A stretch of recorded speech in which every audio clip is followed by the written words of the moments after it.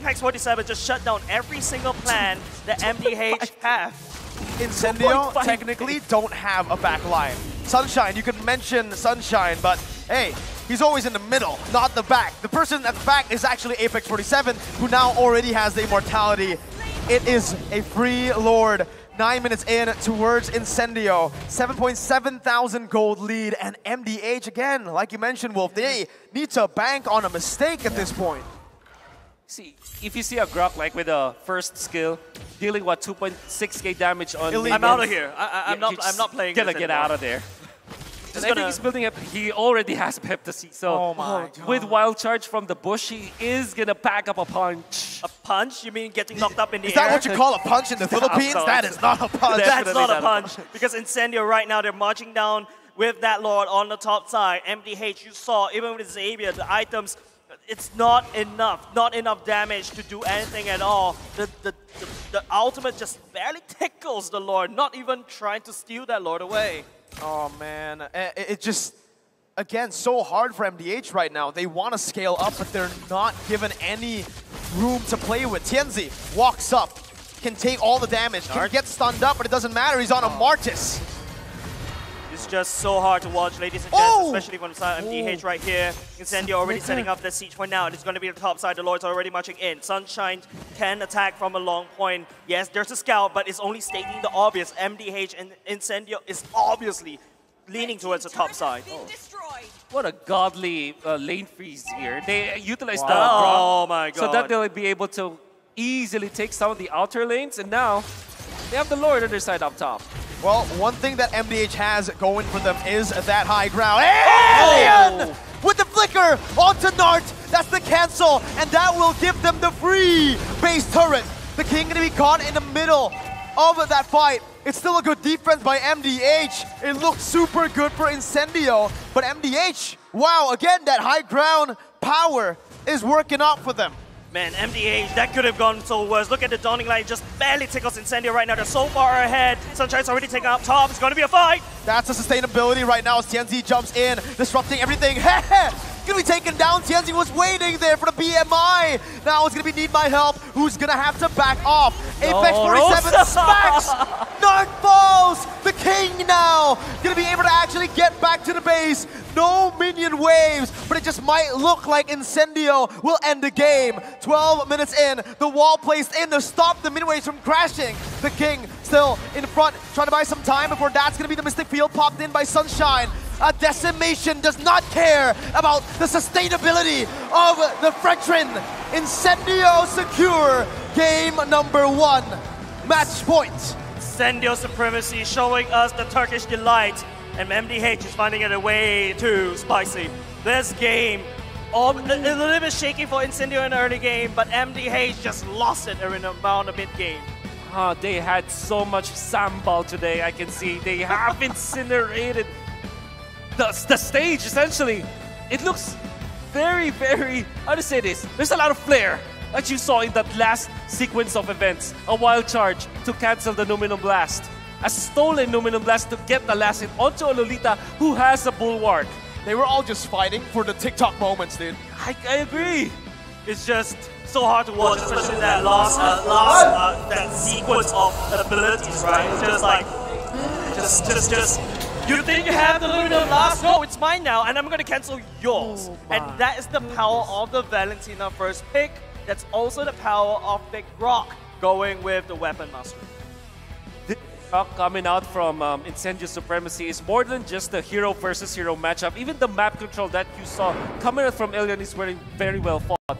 Level 1, they freeze the lane, utilizing the Grok Guardian's barrier so that they will have a better lane matchup versus the Fredrin X lane. Late game, they control the Lord so that every lane will come together and they will have an easier push. This is a well thought of draft coming out from Incendio Supremacy. I will not be surprised if the Grok will be banned next game. And the Grok needs to be banned, but we also got to give a special shout out to Secret Lab, official gaming chair partner of M4. This chair is going to be really nice. We're talking about a built-in voice support system that you can adjust to your spine. An incredible magnetic memory foam head setup and a brand new fabric in all sorts of colors and designs. Secret Lab Titan Evo 2022 gaming chair is designed everyone's been in incredible comfort for a long time. Of course, apart from that, we also have the M4 Pass. Absolutely, man. The M4 Pass is available right now. So hop on your secret lab and complete all active tasks, and you guys will be able to reach level 75 at ease. Currently on level 51, despite being casting all day. Hey, shout out. By the way, LaFell level 15 caught lacking. Anyway, free. Log in now. Exclusive rewards like the Beatrix Light Chaser skin, the Beatrix Stellar Brilliant skin, and the M4 Beatrix figurine. See it right here on the desk are awaiting you back at home. Hashtag Mobile Legends Bang Bang, hashtag MLBB M4, and hashtag Dare to be Great. And of course, M4 Battle Line goes live this January 21st as well, so expect loads of events and rewards up for grabs in the game. First off, complete battle task in the game on January 21st. You get a skin code of skin choice chest, not a skin code, but that Zellers skin is something that I really want to work towards too, and you can choose the skin you like most from that chest. Aside from that, battle bonus awaits you on the same day. So playing matches and you will get team star protection for 3 matches. Not enough for a best of 2. Double star, more than enough for a best of 2. Double star raising points, double protection points, double EXP, and double BP for 5 matches. Enough for a best of 5.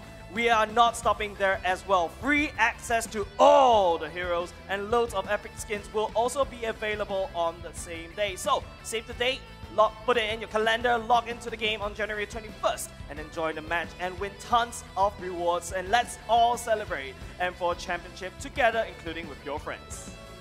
Go ahead, check it out, because man, those are a lot of rewards, man. January 21st, save the date. Save the date. Yeah. But here, Jays, I think we're going to throw it to the analysts. Yeah, we do have to throw it back to the analysts soon. Of course, it's going to be Dave, Leo, and Gideon. Please help us clarify what went well for Incendio. It's clear that the Turkish came to play. They are threatening elimination against the Vietnamese. Match point for Incendio Supremacy. This is Assassin Dave, that's Gideon Q. I'm Leo, and we're going to be talking about game number 1. Starting with the draft, I really appreciate how Incendio really thought this out well, because I think when we were watching, you guys will agree, that first phase, that Leslie, I was of 2 hearts. I was like, that seems to be too soon, but they completely won out as soon as they got that Martis and Leslie. Absolutely. I think, designing the draft like that, and especially faking out the Frederick, making all the difference with the anti-crowd control. And I mean, pulling up the stats here, and Dave, got to tell me what's happening here, because overall we were talking about, maybe this Leslie, it's not the way to work. Yeah, when I first picked Leslie, I had my doubts as well, especially with this season. This is a full Wu-Bei strategy, UBE going in, but at the same time, the other side has Lolita, right? MDH draft seemed okay, but Rosa, this guy is built different gaming. The entire game, he copied Lolita Nunan's blast, his ultimate, and just win him. We saw a better mid lane who's playing Lolita. That is insane. Yep, and by setting up that Estes, I meant the Estes and the Martis in the later half, essentially they shut down MDH's early game plans. It was so hard to be Joga in this game. I think, overall, you say that, Joga, it's tough, of course, but even more so, it was supposed to be Frederick that had to go into the jungle. They eventually had to give it over to King, considering the lineup, so that made it even harder, and things just spiraled out of control. And Incendio Gaming showing and living up to their name. They want the supremacy, they want to dominate. And let's take a look at the stats. Rosa has 92% kill participation, same as Apex 47, 100%. Meanwhile, coming to the other side, despite the fact Need My Help taking down the Xavier, the character is supposed to have global presence, but yet you only have 67% kill participation on that. I think a lot was hedging on the fact that Need My Help needs a lot of time. And this being a 12-minute game, Incendio Supremacy just had a clearer vision of how to execute from early, mid, to late. And again, just in the draft alone, big picture, right? You have a Claude, you have a Savior, and you have a Hayabusa that needs to snowball. There's a lot that's contradicting already in the lineup that MDH brought out. Personally, for me, I think, late game compositions are slowly starting to fizzle out. It just takes too many resources to make something work. And if you are going to be playing for the later stages of the game, it has to be dedicated to one person and not multiple. There just aren't enough resources on that for involved in the game. Absolutely. Hayabusa, Claude, and Xavier is a little bit too much for them to take. If they would opt to go with something like E, the turnout would be a lot better in that game. So go to game 2, MDH, don't change their strategy. We shall find out. for MDH, it's a matter of time, so they only have so much. Again, literally just one game away from elimination. And who's responsible for that? Well, the majority of it on the shoulders of our MVP. We're going to have to give it over to TNZ. I have to stress this out. There's two kinds of MVPs, right? The setup and the payoff. He was both. You have great setup as an artist, you're CC immune, you have a good amount of CC yourself, and then you have that decimate just go off. And if you build a hybrid Marcus. Absolutely, it does show that the base damages of Marcus is something to be very aware of, because all he needed was a Hunter Strike. He's building in towards his next item, but he can decide what he wants. Does he really want to get the first out, does he want to go to play with Spare, or even Malefic Roar? That's up to him. It really allows him to play flexibly. Yeah, and I just want to give the highlight again to all the team that supported to make this happen. He's really shining to make them artists, where TNZ is able to do whatever he wanted across the map without worrying about dying, right?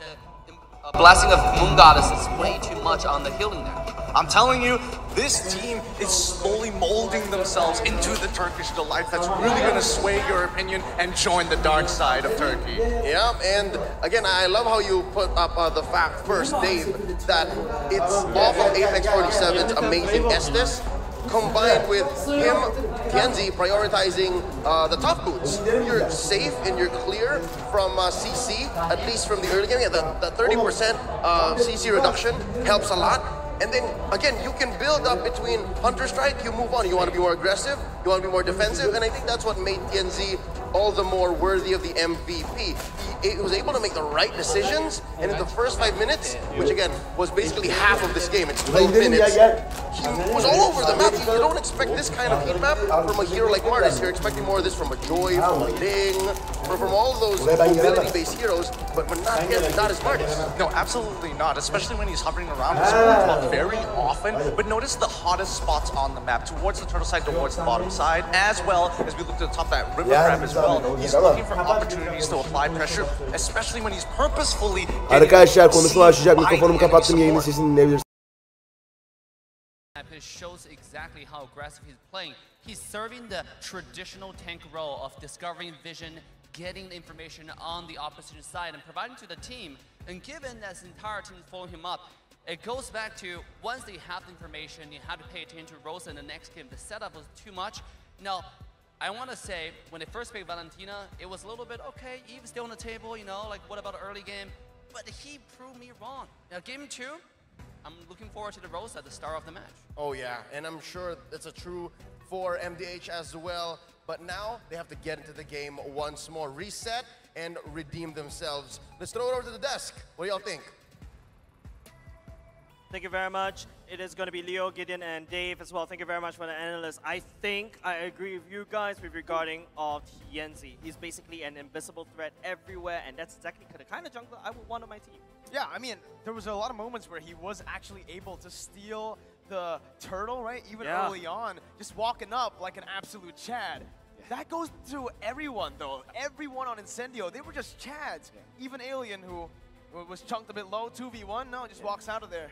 I think that we saw like he went for damage build and then Oracle, because he knows that he doesn't need to sustain himself, because there is Apex in a way, the Estes, the Turkish Ube / Delight that we saw. So all he had to do was to build up on damage. Yep, not only just that, in order to look like an absolute cool Chad, walking around, doing a lot of damage to everybody out there. Never go out in style when you wear endgame with Gank, a lifestyle fashion brand made for the modern gamer, and is also the M4 World Championship official merchandise partner. Grab the M4 merchandise at www.gank.asia today or scan that QR code. And apart from that, I know we stress this a lot. M4 Pass is available now. Go get it. Complete all the active tasks you need to reach at the very least level 75, and it's going to be very easy, right? And all you have to do is go on now and unlock the exclusive rewards such as the Beatrix Lights Chaser, Beatrix Deluxe Brilliance, and M4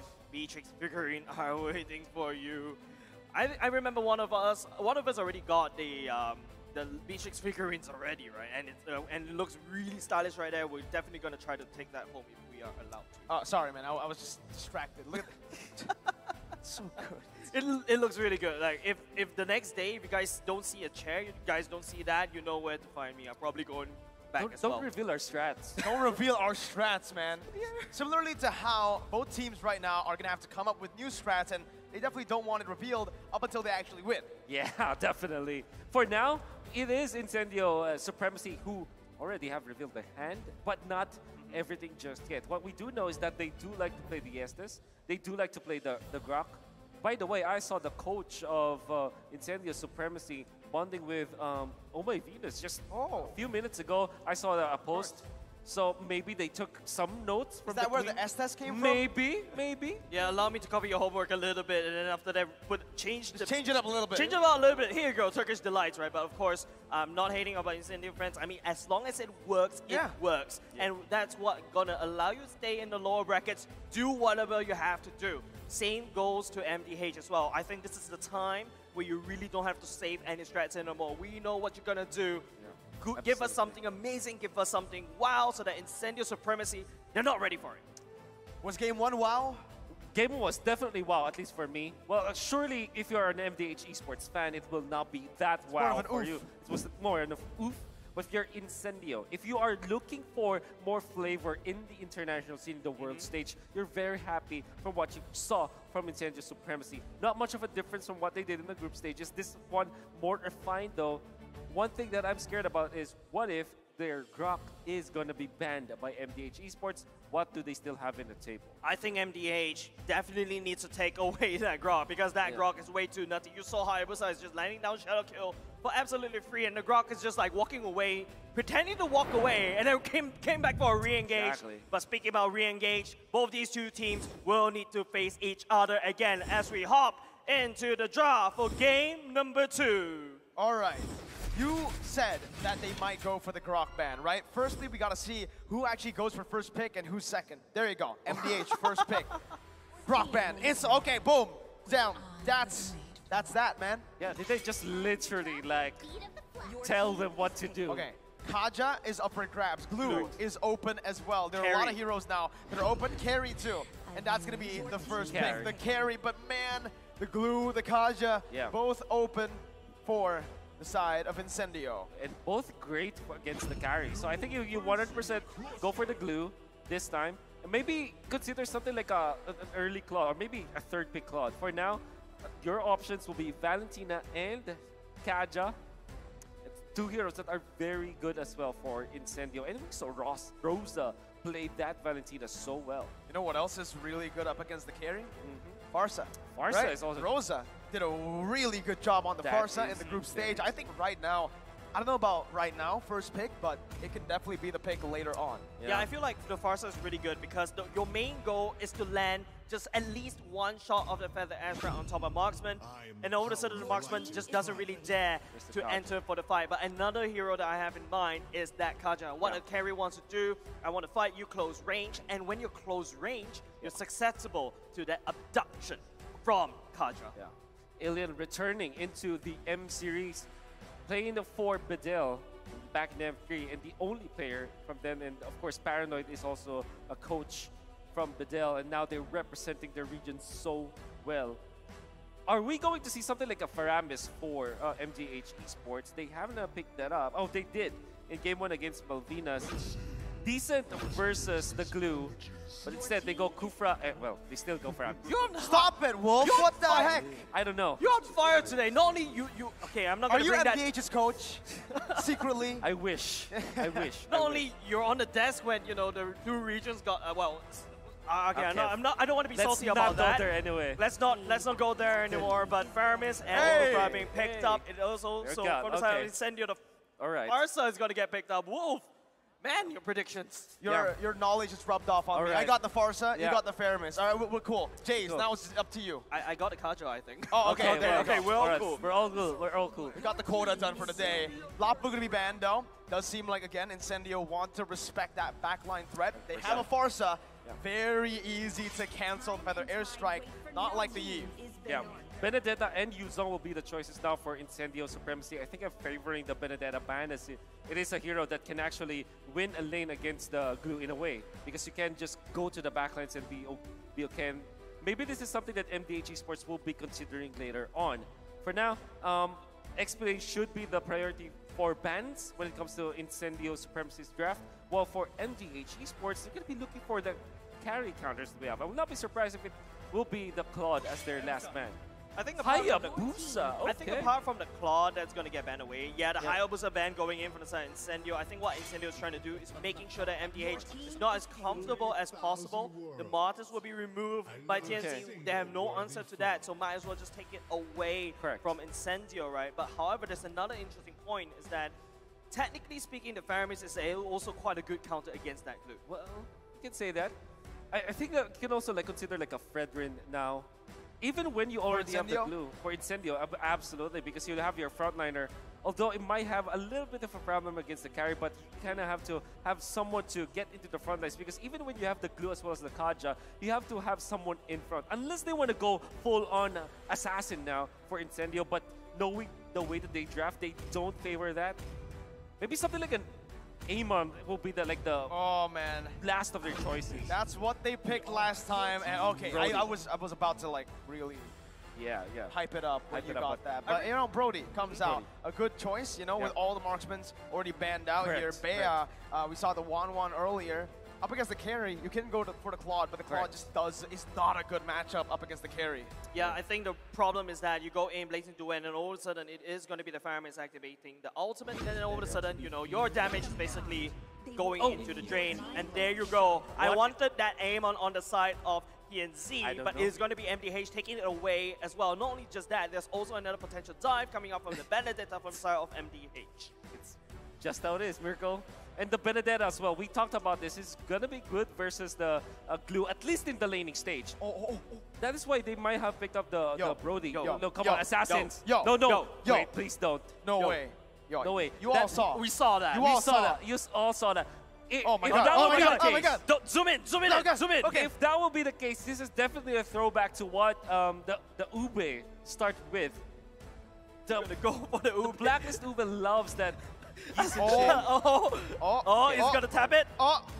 3 seconds. What is it gonna be? What's it the gonna suspense. Be? It's a Leo Mord for Incendio. I thought it was gonna be another Yisun Shin, but nope, it's Leo Mord. Haven't seen this in quite a while, especially after the patch. Up against this composition, up against Amon.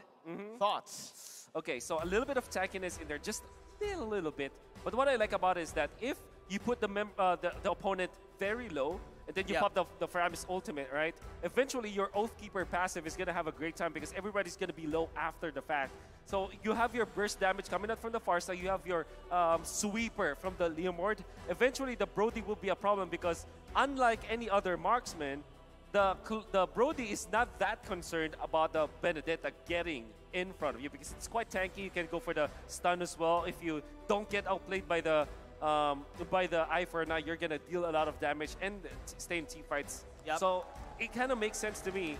However, this is a much better, well-rounded draft coming up from NDH compared to game number 1. I wonder if their team fight is as good as what the draft promises. With that said, ladies and gentlemen, we are at match point. Incendio looking to send MDH back home to Vietnam, but will MDH bite back? We have to take a look at game number 2. They have to bite back, right? It's now or never. If you're MDH, there are no more chances. This is it. It's knockout time. We're going to be trying to force the retribution, but already with the leash coming up from the carry, it will be no problem at all for the Amon.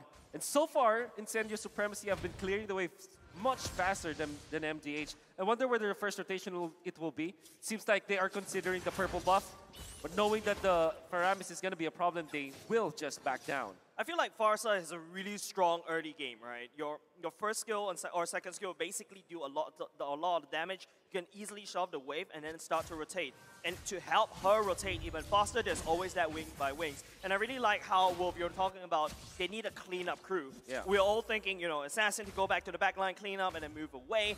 Technically speaking, an Amon can only target one person to burst him down. Yes, there's some collateral damage with the ultimate, but I want someone that could consistently go in and clean up. Therefore, that's where the Leomord comes in. So I really respect what Incendio and Supremacy has done. But for now, it feels like a party happening at the bottom side. Yeah, it's a lot of members from MDH. Yeah, man. Are they even like trying to concede the early turtle fight?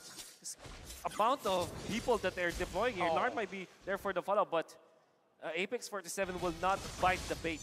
This is why the glue is meta. So oppressive, and with Rosa coming in, and Tienzi out of nowhere with the Phantom Steed just riding along, picking up first blood over in the XP lane.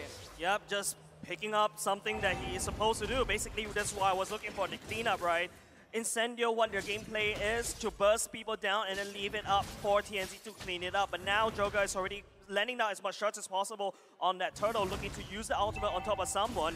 Right now, MDH has to try to forfeit, but oh no, it's enemy Apex walking the wrong way. Oh, those are the shards. He's going to be able to burst Apex down. Now TNZ caught, has the retry, picks it up, backs away. It's a kill, traded in over for the turtle. So Incendio Supremacy bought time because they know that without the purple buff, without the ultimate, Joga will not have that much presence in the turtle fight. Wait! Rosa with the airstrike is able to survive, out-damaging Need My Help, and Nart. What? Oh my god, that was crazy. That's the power of the Farsa, right? Basically landing down a better airstrike right where he stands. But here go another team fight. That's just the combo coming in. The torn apart memory is going to be able to take the gold laner down. Joga dumps in, but the damage is not enough. Rosa once again able to survive. TNZ coming in, zoning Joga away. Walks up like a Chad. It's just the Chad game. Incendio are Chads. Turkish Chads. Not even delightful anymore.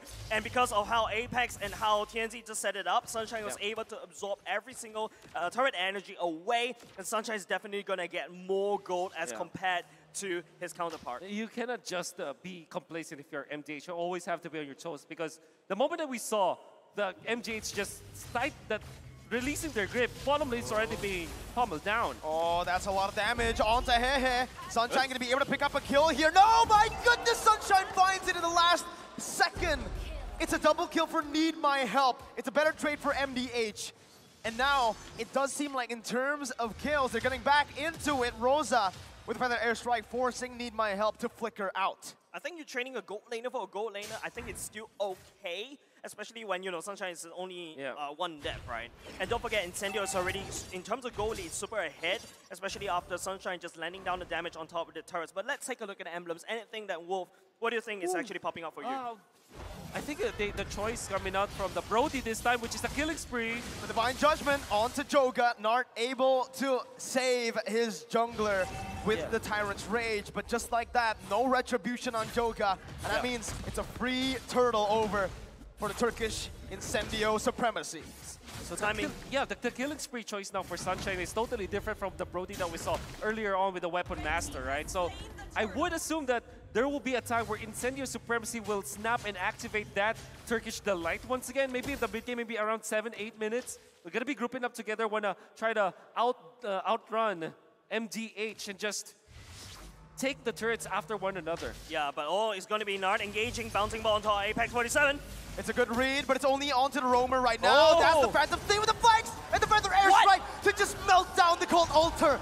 TNZ with the double, running Nart down. That's the bouncing ball to stop the engage. And Incendio just are happy with a 2-for-0. Backing up for a bit. Nart charging the Tyrant's Revenge, but Alien stops him in his tracks. Absolutely delightful, right? You can see the power of Leomord right there. Just counteract every single thing that what Need My Help wants to do. Looking at the items, already a Hunter Strike, already available for TNZ. Not only just the fact that he's going to do a lot more penetration, he's going to have that movement speed buff in order for him to chase down any targets. It's all up to Nart to activate the bouncing ball at the right timing so that TNZ doesn't have that follow-up. And that is why you saw the theory on Leomord, why it can be good against the Faramis, because what you do is that you chunk down your opponents with the Farsa, and when they activate the Cult Altar, they are going to be stunned up because their HPs are low. When the shield is run out, you actually stun them, which is, you know, not going to be in favor of the Faramis users.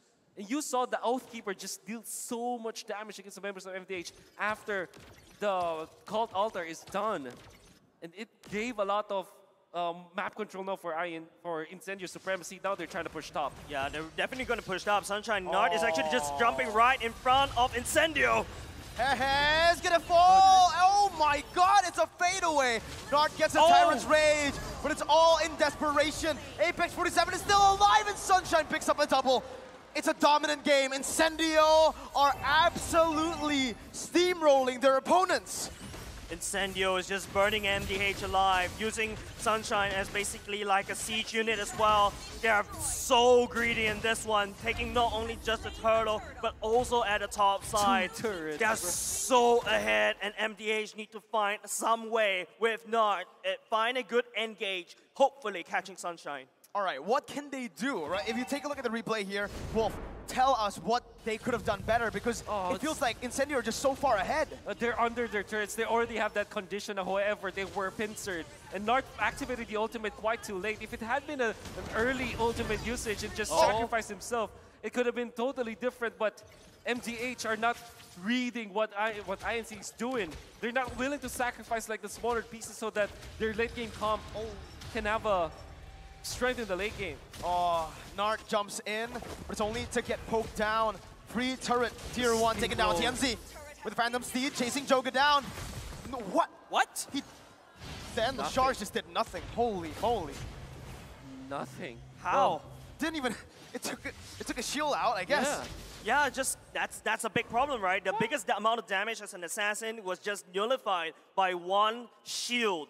That's how far TNZ is ahead against Radiant Armor. That's why. With the Radiant Armor as almost like a second completed item, there is no way Joga can find assassination on his counterpart. That's very smart if you think about it, because he knows that even when he's not an actual frontliner, Leomord is almost like a frontliner because you're always on the front. You're always trying to fight. Radiant Armor nullifies the Ghost Bursters as well as the damage coming out from Amon. Knowing that he will be in the front lines anyways, so that the others can set up, all he had to do was to sustain. Yes, he does have the Hunter Strike for the damage, but he'll be outputting a lot more attacks because of the Radiant Armor. Yep, and in order to, he can survive even longer, right? He's gonna stomp down MDH, better Air going in. There was also a Lightning Chunk in as well. It's gonna be also the King trying to look for something. Looking for a Divine Judgment on the other side, and Sunshine just takes the kill. Just no counterplay there. MDH, they tried their best. Well, they did defend the tier 2, but it's all for a kill over to Incendio, and now they have full control of the Lord that just spawned. Maybe some miscommunications coming out from MDH is definitely not a good move coming out from King. Sure, you have the Petrify. You can take out the Farsa, but with this amount of lead coming out from Incendio Supremacy, you'll easily be punished by your opponents, as we saw in the clash. I feel like the Benedetta right now, as we're looking at the Lord, basically giving absolutely free over the side of Incendio. I think what the King needs to do is what he's doing right here. Try to split push, try to create some pressure opposite of the map. But at the same time, it's also going to be MDH trying to look over, patrol around the map and try to sneak away turrets as much as possible. Blade of Despair already picked up by TNZ, together with the Hunter Strike. And the fact that MDH are just getting demolished by the damage output of both the Brody as well as the Farsa.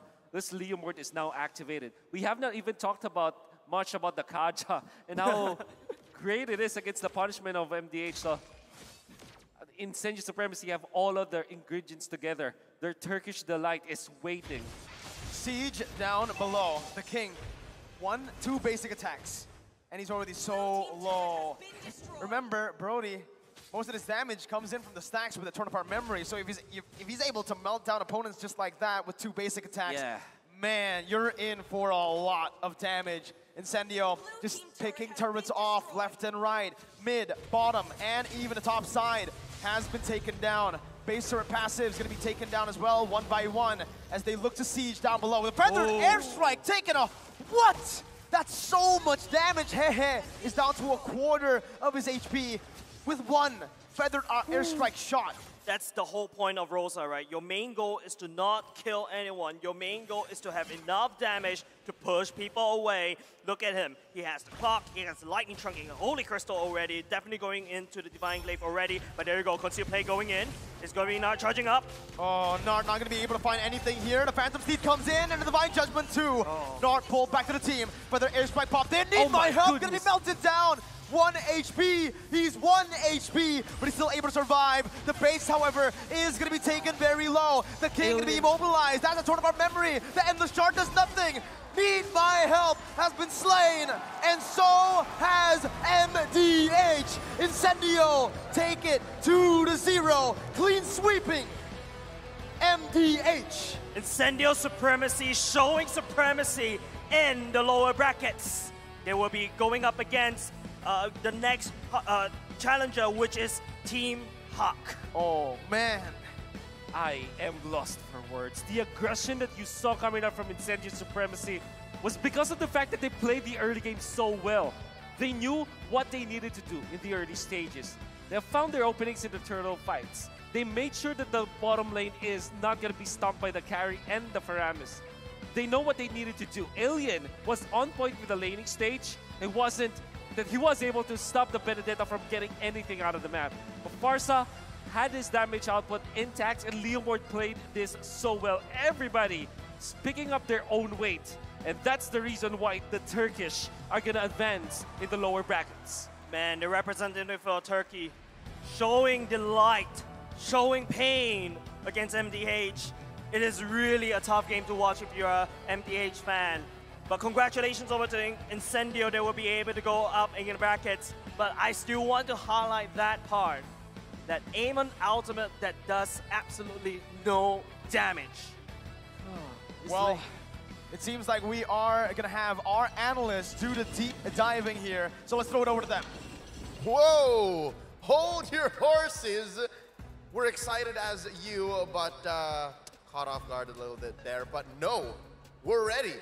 Welcome to the Analyst Stand. At your service, my name is Leo. This right here is Gideon Q, and this is Assassin Dave. And just as quickly as the camera just jumped onto us, the game ended. I was not expecting such a quick sweep from Incendio Supremacy. Honestly expected more from the Mekong region champion MDH Esports, but still GG, well played. This was their last game in M4. First off, let's talk about the draft. Absolutely. The draft already started off a little sus. Like, Incendio was like, hey, we're going to early pick Kaja, even though Yves has already been banned. And you're questioning until the very end. And then you see the Leomord. All of a sudden, the entire composition changes around. If you're below 40% HP, you better not walk up. Now, I want to talk about the synergy of the draft. For MDH, it seems like they're all over the place. You have some people who dive, the Amon, the Benedetta, the Kufra, and then you also need people who lead a lot of PL, like carry. Now, when you pick a character like that, you're trying to go with a hyper carry strategy with the carry 1v9 in the late game, but yet that's not something that we got. I gotta say, dude, I was waiting for my FUB, but it seems like the Turkey team, they already finished theirs. Oh, I was also looking forward to something from the squad from Vietnam. And if there was anything we could say, at least the good, in MDH's draft here in Game 2, was that Amon. I think there was a lot on the back of it, especially given the fact that they can weave in and out, again, use that called altar. But now we see another dilemma. I think we've seen this from teams that played in the past few days of the knockout stage. Having a mid-lane Faramis as your main mage just doesn't quite do it, much like a Farsa or an E does. Look, honestly, the patches have changed. The nerfs, multiple nerfs stacking on top of the Faramis really makes it difficult because, again, you're expecting his ultimate to protect you from, oh, I'm 40% HP, oh, drop down the all-call altar, I should be safe. No, absolutely not, especially with Brody on top of it all as a second layer of insurance. Absolutely, and Farm is so easy to counter now, right? You have, just like you mentioned, Eve, the Farsa easily taken away counter effectiveness, and let's take a look at the stats of the past game. You can see their Sunshine 616, the KDA on the entire side of Incendio is insane through the roof. Rosa 406, 0 death gaming right here. I mean, I would like to believe that they could have gotten a perfect score overall, but somebody has to dive. That's the problem. When you're looking at both Sunshine and Apex, they're going to be hard focused on, and especially with MDH, the draft that they had, they ended up saying, you know what, we're going to sacrifice pressure down by the mid lane, we have Benedetta by the top side, and therefore we can put all of our marbles down by the gold lane, and unfortunately, we're hoping to see more from Nart. He can't open the doors that wide. I think that was the plan for MDH, but Incendio picked that up, right? We were thinking between utility junglers in that last pick was not the Leomord initially, at least for us in the back. We were saying, oh, Fredrin's still open, maybe the Akai if they want to confirm these objectives. But no, Incendio Supremacy faced MDH on their turf. Oh, you want to snowball with the Amon? Nuh-uh. How about we get a very quick Leomord? I didn't even notice this ended in 11.5 minutes. Yeah, absolutely. And Leomord makes so much sense in this particular game because he can just take away the effectiveness of the Faramis, and also he go head-to-head with Amon, and he can one-shot a carry in the late game as well.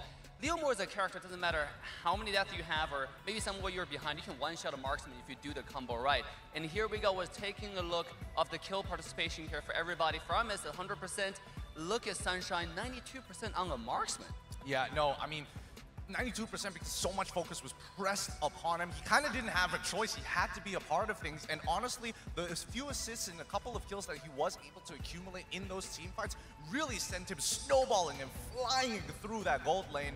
But my biggest problem right now, when I'm looking at the Amon, what exactly was that plan? And I remember we were talking about it, Dave. We were talking about, like, yeah, he can, like, absolutely destroy the Leomord, and then the Radiant Armor came in, and then all the problems start coming through.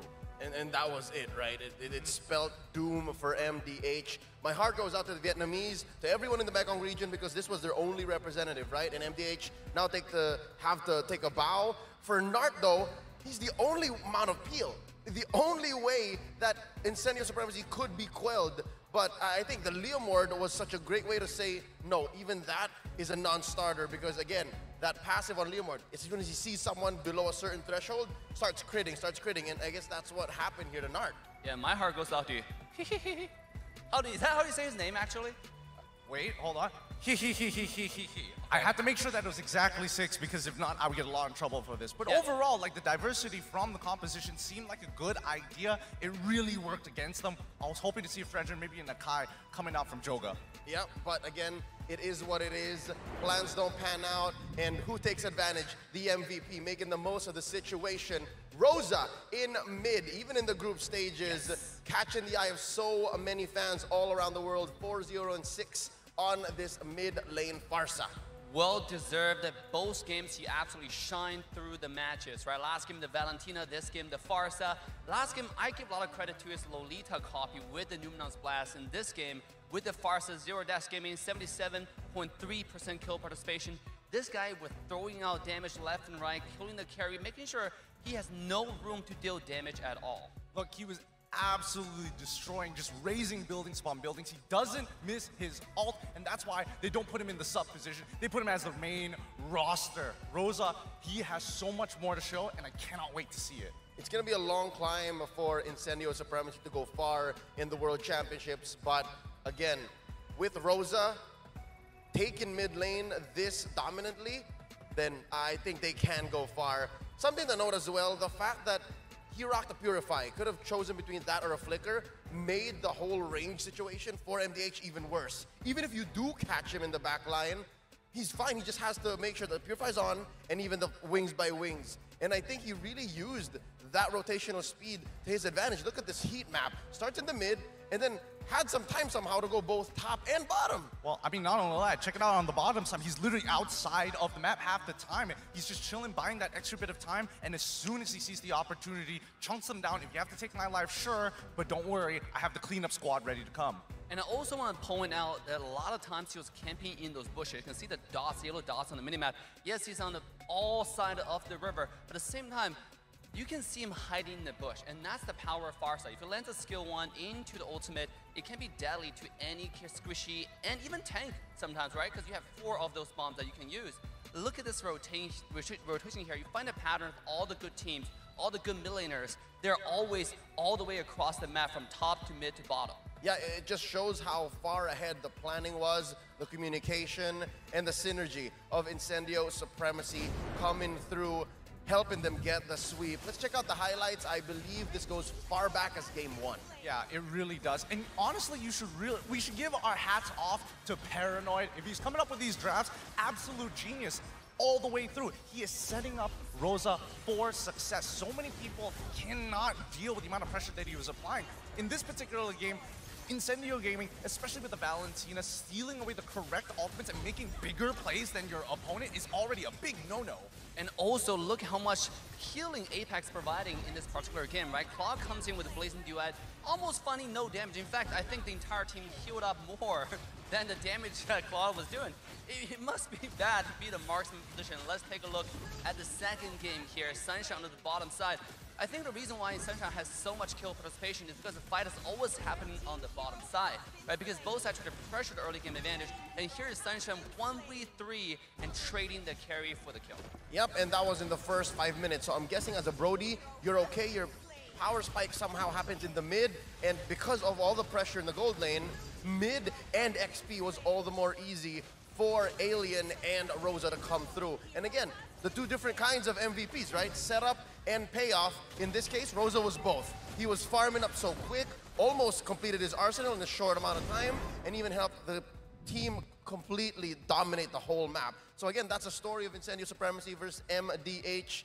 What was that? A total of just about 24 minutes for the Turkish to have eliminated the Vietnamese. Absolutely, and I mean, you know, MDH, my heart goes out to them. It feels like they were putting so many eggs in one basket. It's like, okay, how do we counter this one ult? We just need one guy. There is no layers to the plan, unfortunately. Yeah, but there's no time for them to have the plan because going forward, Incendio is going to take on Hawk. And that's even going to be a more interesting game to cover. I'm going to have to ask Gideon how he feels after we throw over to our host. They are with Incendio Supremacy on stage. Mara and Clara, what's up? Thank you, analysts, here with us. Incendio Supremacy from Turkey! Showing great stuff. That's right, I'm really curious about them now. How to have a beautiful hair like you guys. Oh yeah, you guys gotta share us what you're seeing. Who's their shampoo sponsor? Beautiful hair, take a look at that. That's right, but anyway, you guys play really aggressive game and 2-0s with really fast a game. How you guys prepare for this knockout stage? We just take as much. Wait, sorry for bad English.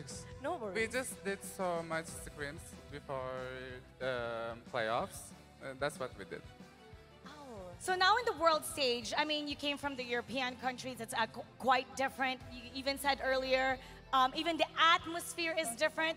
Does that affect your preparation, your concentration, being in a different area? Because for most of you, it's your first time here in Indonesia. The only thing different is it's our first professional experience. The only thing difference is that. That's it? Yeah. So the environment does not affect you at No. all? The stages? The grand yeah, stage? it's a professional experience. I see. Now for your next match, you're going to be going up against Ha. What do you guys think about that? Any thoughts about that? Yeah, we have some thoughts about that, but I cannot tell you now. Oh, that's okay. But do you have any message to them, your opponent? Good luck for both of us. Good luck. Any special message for someone, maybe? From Hawk? HAK.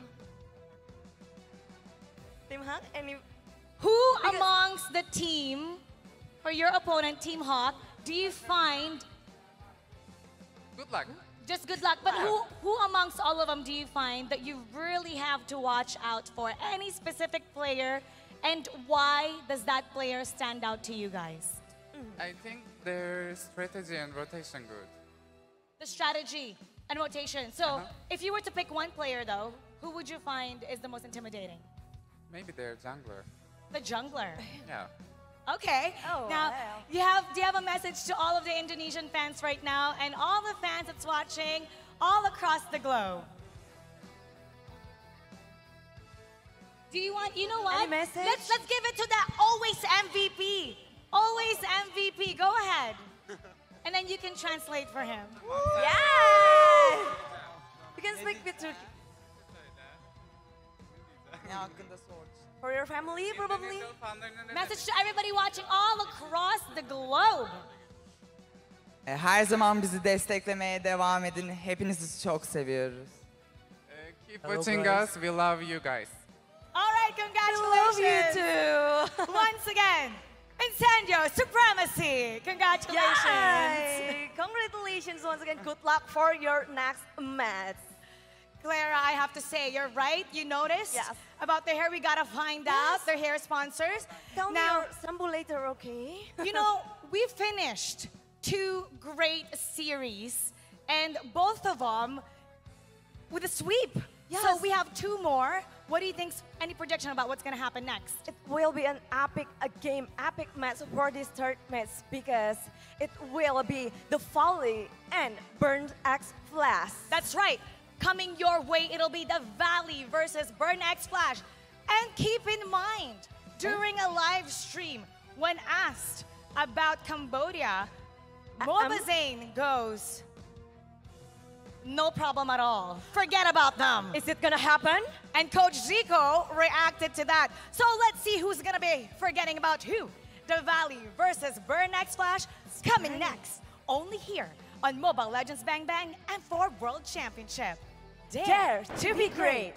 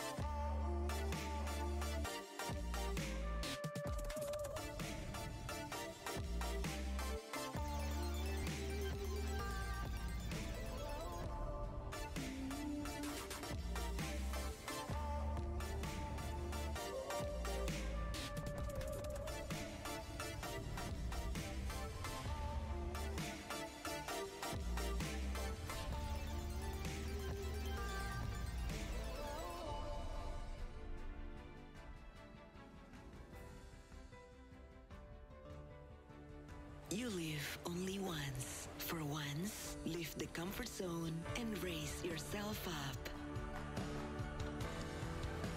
Enjoy the moment.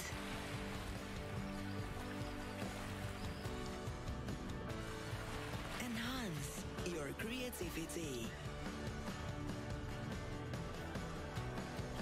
Raise up your life through a wonderful journey.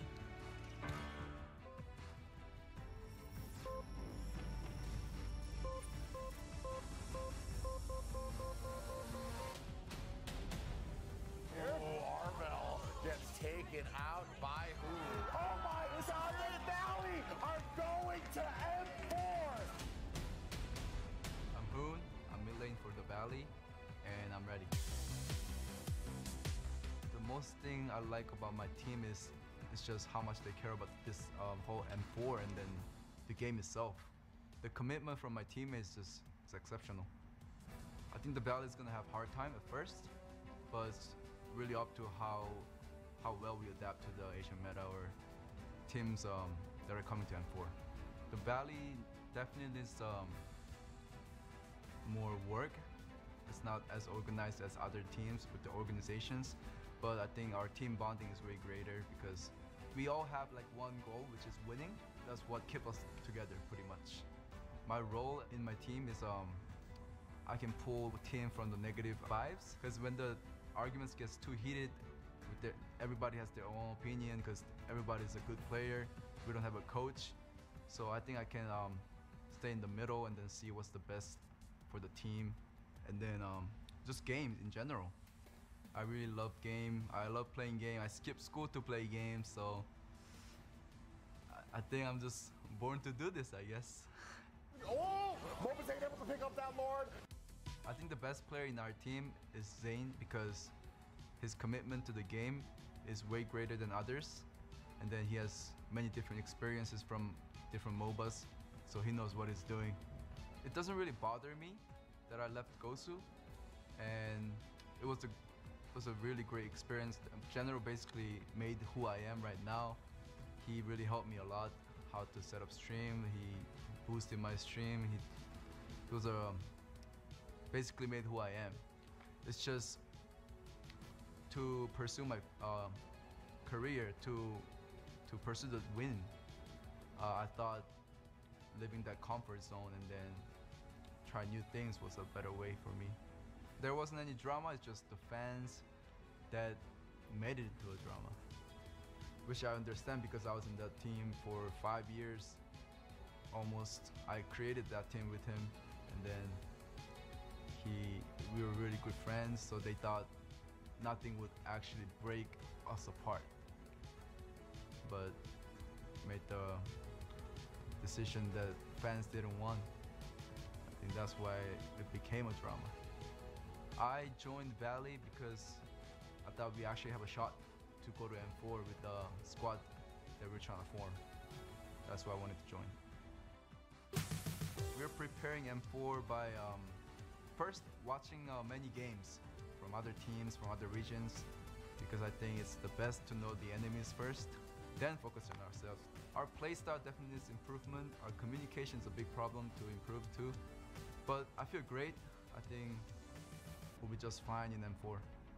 Just new experience, new environment. I'm excited. I want to say to the other players, they need to be ready, because they say I might not do well because I've never been there.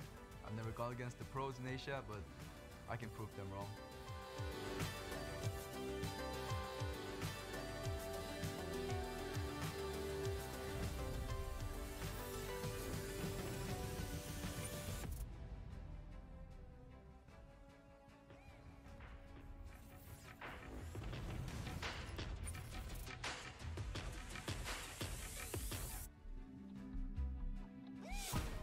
I want to be the first in the world. I want to win a world championship. And the only way to really do that is day in and day out.